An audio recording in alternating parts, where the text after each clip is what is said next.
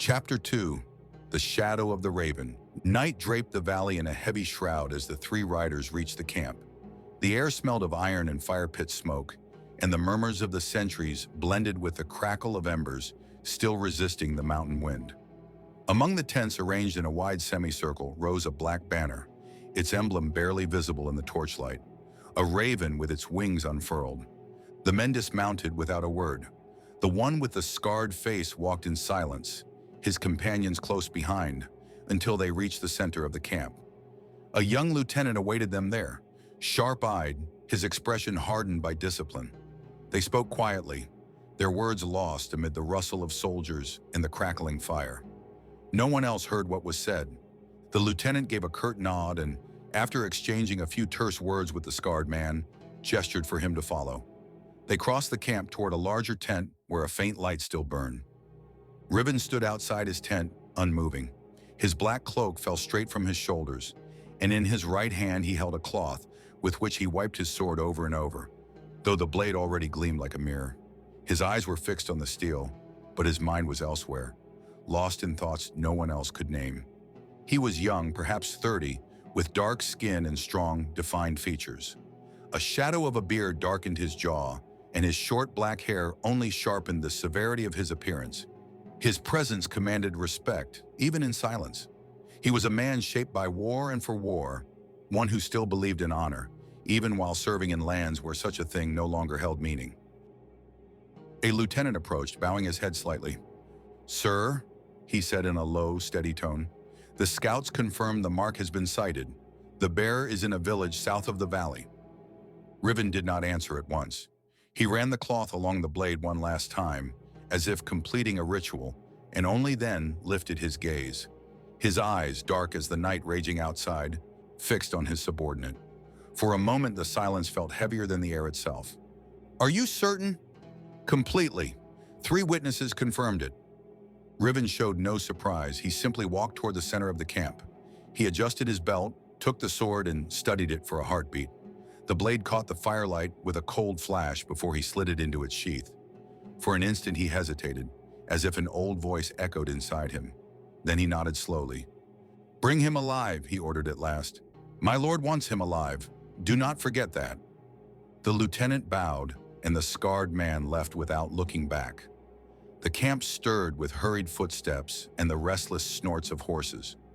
Torches flared, casting moving shadows across the tents.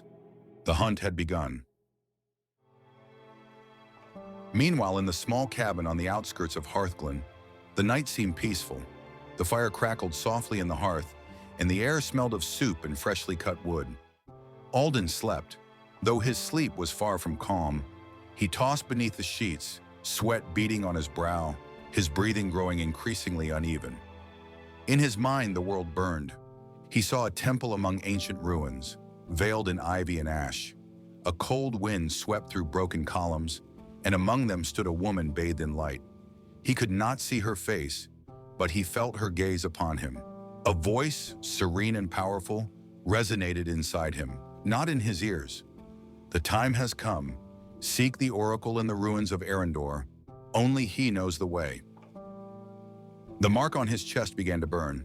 The pain tore him out of the dream. Alden woke with a jolt, gasping. For a moment he didn't know where he was. The room felt too dark, too still, as if the dream still lingered in some unseen corner. His skin burned beneath his shirt, and when he pulled it aside, the heat pulsed beneath the mark, alive, awakened. "What's happening?" Kalor asked from the other room as he quickly stepped inside. For a second, just a fleeting instant, he thought he saw something strange in Alden's eyes, an amber gleam, almost golden, that vanished the moment he blinked. Alden looked at him, still shaken. "I saw someone," he said, rubbing his chest. "A woman. She spoke to me.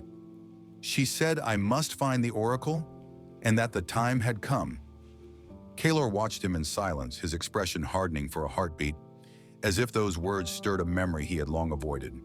Kyle, who had approached quietly, leaned against the doorway. His face, lit only by the faint glow of the hearth, held a mix of worry and disbelief. "Maybe it was just a dream," he murmured, though his tone lacked conviction. Kalor didn't reply. He stepped toward the window and pushed the curtain aside. A strange wind struck the wood, carrying with it a faint, almost imperceptible scent. Then he saw it. A reddish glow tinted the horizon above the village. Columns of smoke rose into the night sky. "Fire," he whispered. Alden spun around and bolted toward the door without thinking. "The village!" he shouted, sprinting into the freezing night. Kalor grabbed a sword leaning against the wall, then another, tossing it to Kale. "Come," he said firmly. The boy nodded without a word. Both rushed after Alden, their footsteps fading into the rising roar of flames and the first screams breaking the silence of Hearthglen. The wind carried with it the echo of a raven's cry,